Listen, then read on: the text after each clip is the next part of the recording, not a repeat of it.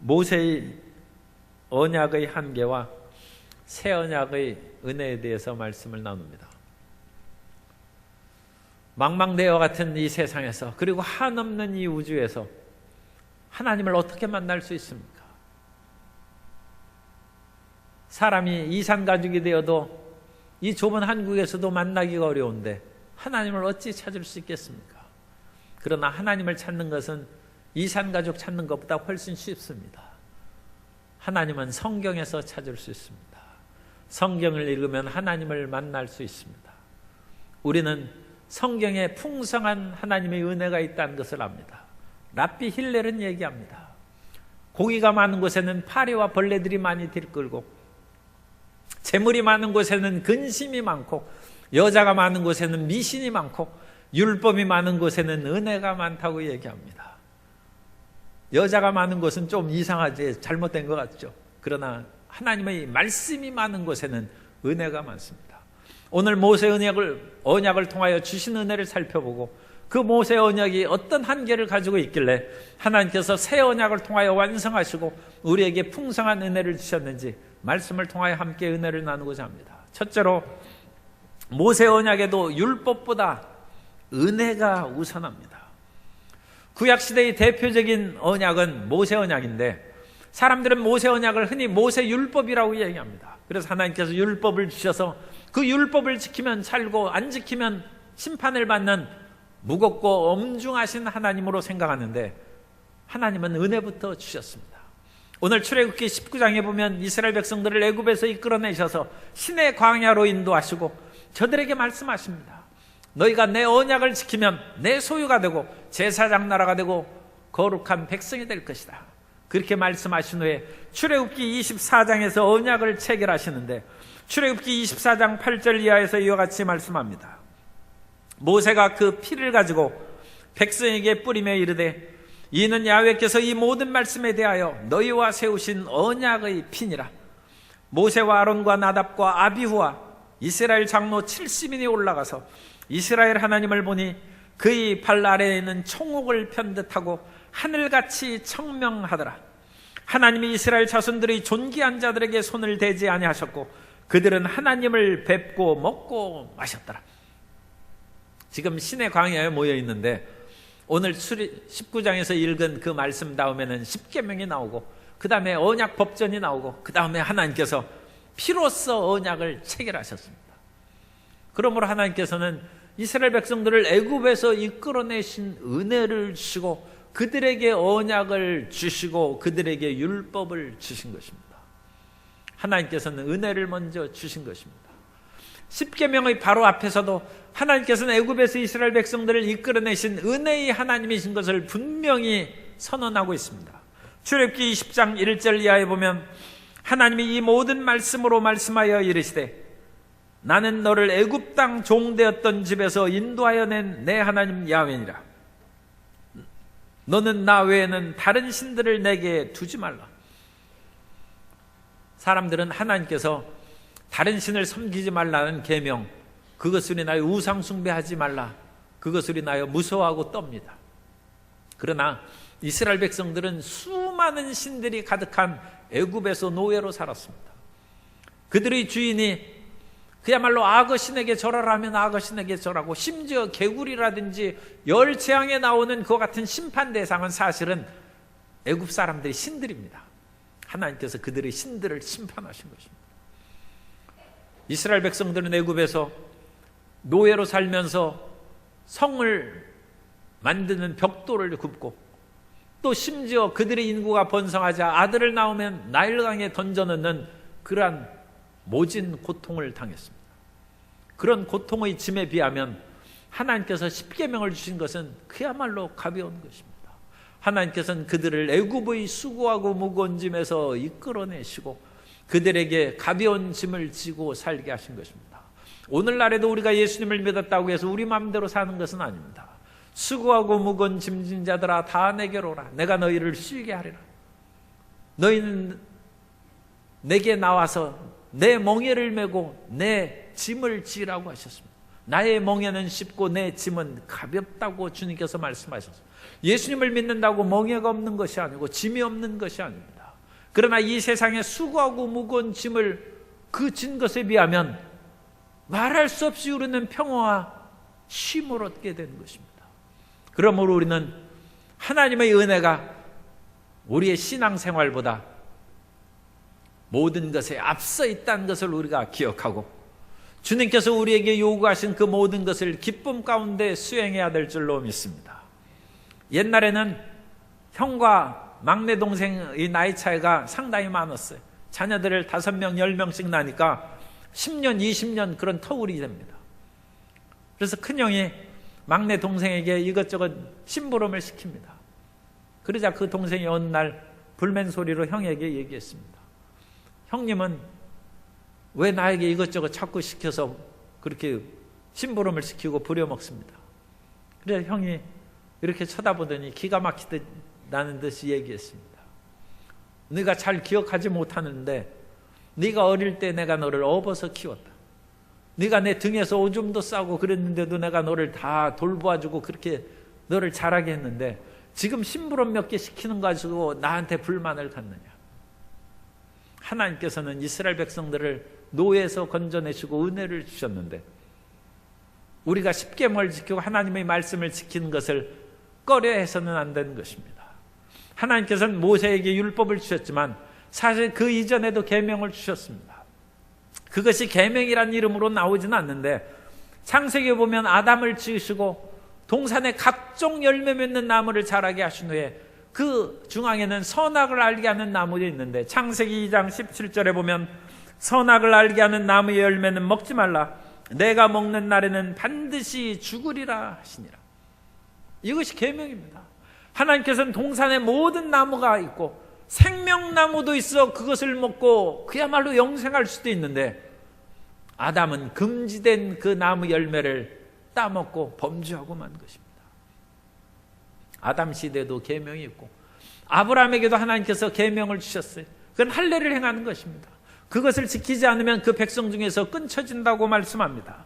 창세기 17장 13절 이하에 너희 집에서 난 자든지 너희 돈으로 산 자든지 할례를 받아야 하리니 이에 내 언약이 너희 살에 있어 영원한 언약이 되려니와 할례를 받지 아니한 남자 곧 그 포피를 베지 아니한 자는 백성 중에서 끊어지리니 그가 내 언약을 배반하였음이니라. 아브라함 시대에도 언약을 지키지 않으면 백성 중에서 끊어진다는 것입니다. 그러나 만일 그 언약을 지켰다면 축복이 있습니다.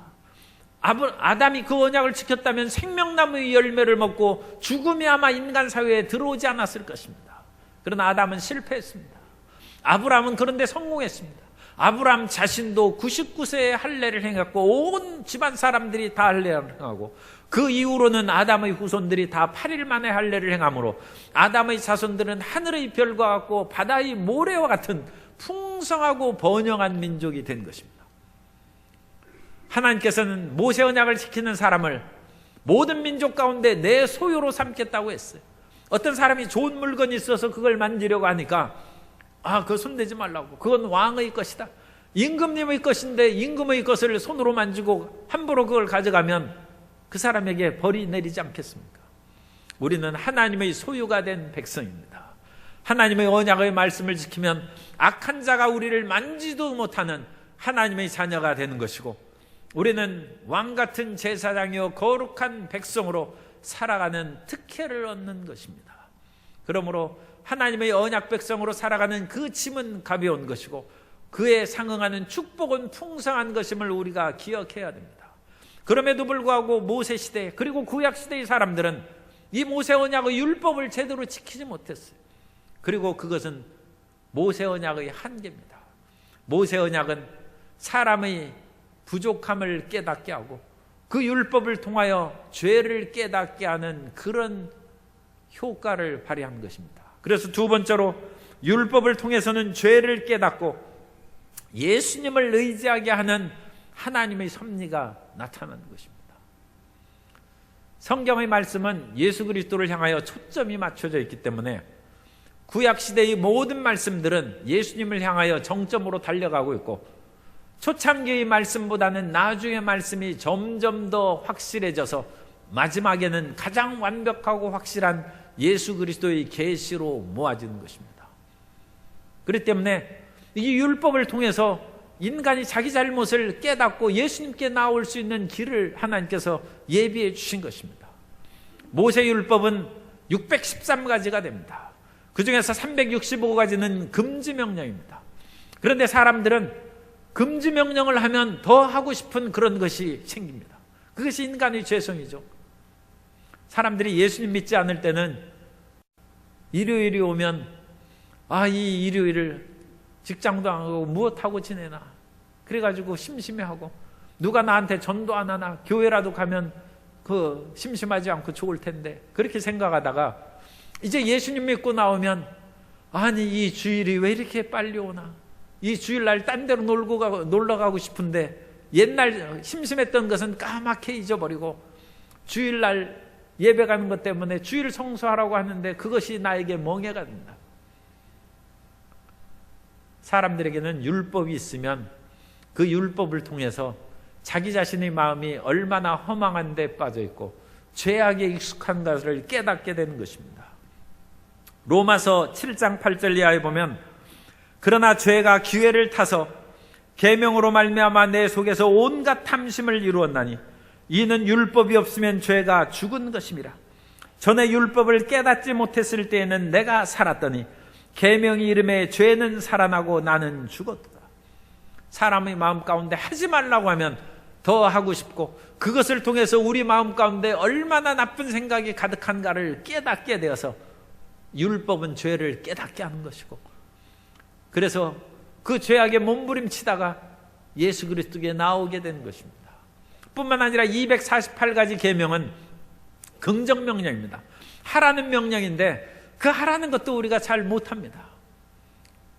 물론 율법 시대를 지나서 예수님께서 겟세마네 동산에서 제자들에게 기도하라고 했습니다. 물론 기도하라는 것도 율법의 그런 계명입니다.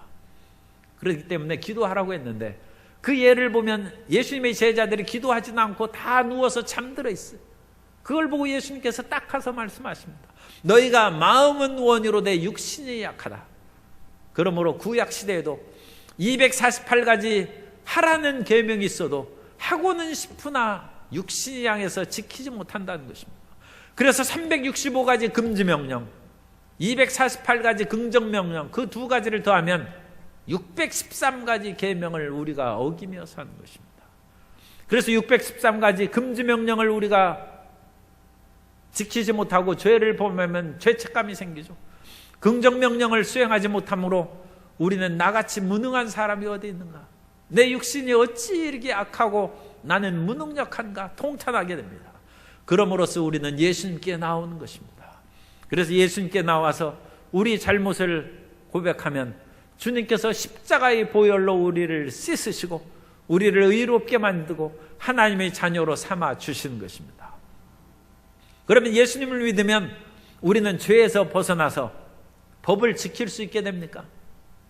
예수님을 믿고 죄악에서 벗어나는 그 길이 십자가의 예수님을 믿는 것입니다. 그러면 십자가의 예수님을 믿으면 우리가 죄악을 이길 수 있는 능력이 생깁니까? 물론 능력이 좀 생길 수도 있습니다. 그러나 그것보다 더 근원적인 십자가의 의미는, 십자가는 죽음입니다. 사람은 육신이 살아있을 때는 결코 죄에서 떠날 수 없습니다. 그렇기 때문에 우리는 예수님을 믿고 나는 예수님과 십자가에 못 박혀 죽었다. 이제 산 것은 내가 아니요 내 안에 그리스도께서 사신 것이라. 내가 육체 가운데 사는 것은 나를 사랑하사 나를 위하여 자기 자신을 버리신 하나님 아들을 믿는 믿음 안에서 사는 것이라. 예수님의 십자가를 통하여 육신이 십자가에 못 박혀 죽은 것을 믿으시기 바랍니다. 그래야 죄악에서 벗어날 수 있습니다. 참 안타까운 그런 얘기를 우리는 뉴스에서 보아서 아는데, 어떤 분이 마약 중독자였습니다. 그분이 처참한 생활을 하는 것을 딱하게 여겨서 전도해서 예수님을 믿게 했어요. 그래서 그분이 마약을 끊었어요. 참 하나님의 놀라우신 은혜입니다. 그리고 그 사람이 마약 중독자들을 올바른 길로 인도하기 위해서 자기가 그 경험이 있으니까 사람들에게 전도하기 시작했는데 그들에 대한 전도의 열정이 불타올라서 신학교를 가고 결국 주의종이 됐어요. 그리고 주의종이 되어서 마약 중독자들을 위한 그런 그 모임을 만들고 그들을 위한 갱생의 그런 길을 열어주는 일을 했습니다. 그렇게 한 10여 년이 지났어요. 그런데 어느 날 그 마약 중독자 하는 그런 그 중독의 가루를 그야말로 무심결에 그것을 딱 찍어서 먹어. 그랬더니 옛날에 그것으로 흑암의 세력이 그를 사로잡은 거예요. 그래서 그 사람은 그 뒤에도 얼마 동안 마약 중독자들을 선도한다고 하면서 그들이 남긴 그것을 몰래 마약을 취하는 마약 중독자로 다시 전락하고 말았습니다. 어찌 그런 일이 생기겠습니까? 인간의 육체는 죽을 때까지 죄가 안 끊어집니다. 그리고 귀신은 인간이 죽을 때까지 결코 우리를 노략의 대상에서 떠나지 않습니다. 끝까지 10년이 지나고 20년이 지나도 범죄할 기회를 노리고 있는 것입니다. 그런 끔찍한 죄악의 유혹과 귀신의 세력에서 우리가 벗어나는 것은 딱 한 가지입니다. 나는 예수님과 함께 십자가에 못 박혀 죽었다는 것입니다. 죽은 사람은 귀신도 어떡할 수 없고 죄도 어떡할 수 없습니다. 우리가 예수님을 믿음으로 죄에 대해서 죽고 그리스도에서의 은혜로 우리가 살아내면 우리는 새롭게 살아갈 수가 있습니다. 율법으로는 죄를 깨닫고 예수님께 우리를 인도하는 놀라운 역사가 있는 것입니다. 그러므로 로마서 7장 14절에서 말씀합니다. 그러므로 내 형제들아 너희도 그리스도의 몸으로 말미암아 율법에 대하여 죽임을 당하였나니 율법을 지킬 수 있는 것이 아니라 죽음으로써 우리는 살아간다는 것입니다.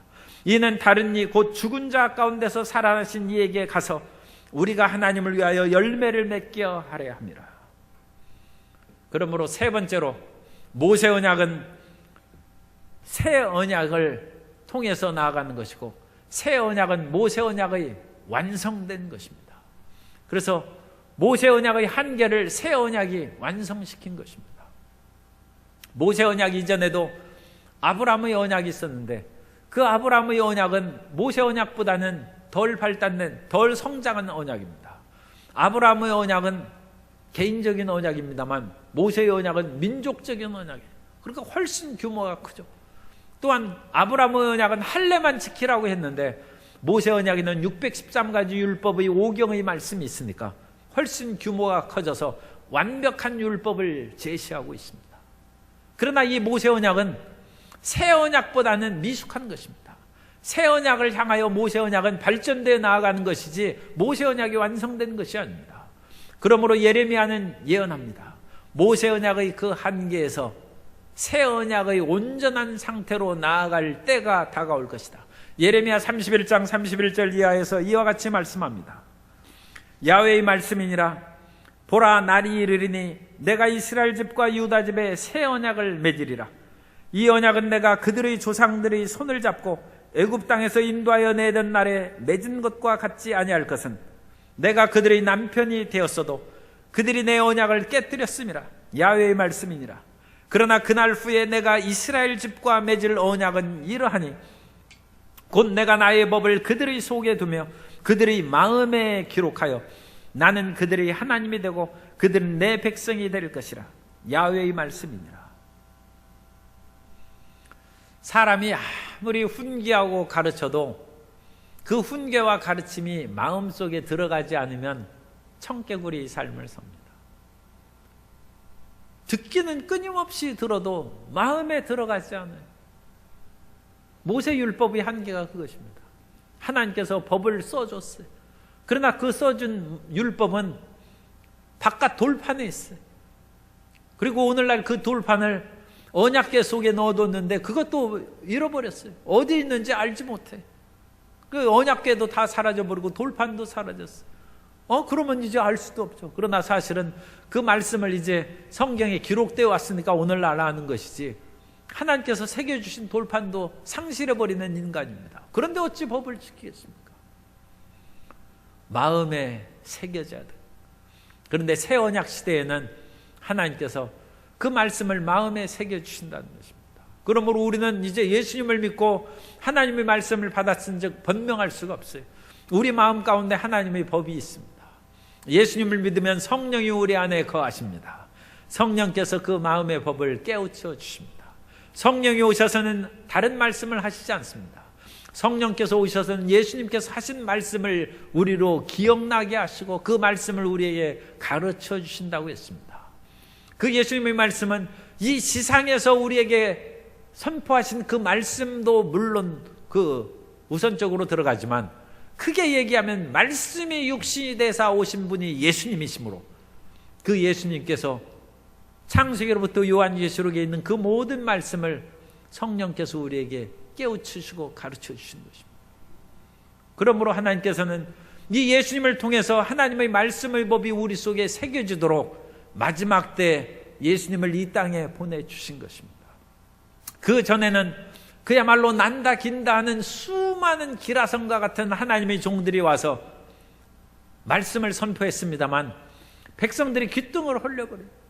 모세의 말씀을 들은 사람들도 다 모세를 잊어버리고 심지어 모세도 죽이려고 했던 사람들 아닙니까? 수많은 선지자들이 와서 하나님 말씀을 증거했는데 수많은 선지자들도 돌로 쳐서 죽이고 그랬습니다. 그러나 마지막 때 예수님께서 이 땅에 오셨다고 성경에 말씀합니다. 히브리서 1장 1절 이하에 보면 옛적의 선지자들을 통하여 여러 부분과 여러 모양으로 우리 조상들에게 말씀하신 하나님이 이 모든 날 마지막에는 아들을 통하여 우리에게 말씀하셨으니 이 아들을 만유의 상속자로 세우시고 또 그로 말미암아 모든 세계를 지으셨느니라. 예수님께서 이 땅에 오실 때는 사람들이 예수님을 이제 마지막입니다 믿을 수 있도록 특이한 방법으로 이 세상에 오게 하셨어요. 그래서 동정녀 마리아를 통하여 이 땅에 태어나게 하셨습니다. 오늘날 인공지능의 그런 것을 보면 참으로 얼마나 놀라운지 알 수가 없습니다. 세계의 최고의 그런 바둑 고수가 인공지능으로 개발한 바둑 프로그램에 2점 놓고 둬야 돼요. 그래도 져요.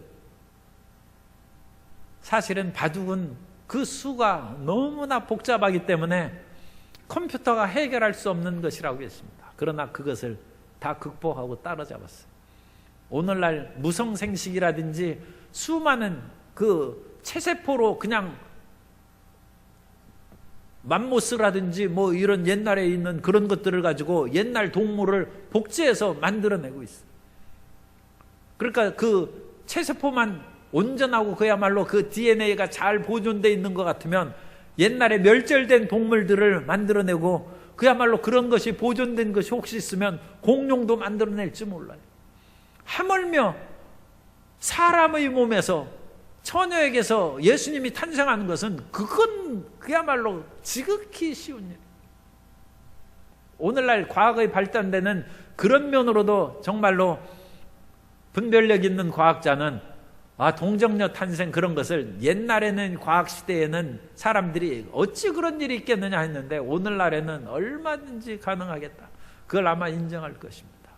그런데 하나님께서는 2000년 전에 마지막에 예수님을 이 땅에 보내주셔서 예수님이 마지막 계시입니다. 예수님은 최종 계시일 뿐만 아니라 가장 완벽한 계시로 우리에게 오셨습니다. 그러므로 이제는 예수님을 믿으면 하나님을 온전하게 알게 되고 예수 그리스도를 믿음으로 말미암아 또 예수님께서 보내주신 성령의 충만함을 받으면 율법의 요구를 이루면서 하나님의 영광을 드러내는 삶을 살게 될 줄로 믿습니다. 그러므로 예수님께서는 우리에게 이와 같이 말씀하십니다. 마태복음 5장 17절 이하에 보면 내가 율법이나 선지자를 폐하러 온 줄로 생각하지 말라. 폐하러 온 것이 아니오 완전하게 하려 함이라. 진실로 너희에게 이르노니 천지가 없어지기 전엔 율법의 1.1획도 결코 없어지지 아니하고 다 이루리라. 그러므로 오늘날 우리는 외적인 율법을 지키기 위해서 몸부림치는 것이 아니라 우리는 육신은 십자가를 붙잡고 죽음을 선언해야 됩니다. 나는 육신은 죽고 내가 산 것은 오직 내 안에 예수님이 사신 것이다. 그 믿음으로 나아가면 성령께서 우리를 이끌어 주셔서 율법의 요구에 성취하게 하셔서 풍성한 열매를 거두는 삶을 살게 하실 줄 믿습니다. 어느 날 마틴 루터에게 마귀가 찾아와가지고 마음문을 두드렸어요. 그러자 문을 딱 열고 누가 나왔느냐 하면 예수님이 나오셨어요. 그러자 마귀가 깜짝 놀라면서 아니 여기 루터 집이 아닙니까? 마틴 루터 집이 아닙니까? 마틴 루터 집은 맞다. 그런데 이제는 내가 루터의 집에 살고 있다. 그러자 마귀가 혼비백산해서 도망가고 말았습니다. 끊임없이 도둑이 와서 귀신이 우리를 도적질하고 죽이고 멸망시키려고 하고 있지만 우리가 예수님을 믿고 내 안에 사신 것은 예수 그리스도라는 고백과 믿음으로 살아가면 흑암의 세력이 한 길로 왔다가 7길로 도망갈 것이요 우리의 삶에 하나님의 평화와 생명의 축복이 넘쳐나게 될 줄로 믿습니다. 그리고 오늘날 우리가 예수님을 믿음으로 이 교회에서 여러 가지 직분을 받고 일을 행하는데 그것만큼 놀라운 것이 없습니다. 모세시대의 율법의 직분도 그건 정죄의 직분이라고 했습니다. 그것도 영광이 있었는데 하물며 의의 직분을 받고 예수님 믿고 살아가는 자에게는 얼마나 영광이 더하겠느냐. 고린도후서 3장 7절 이하에서 말씀합니다.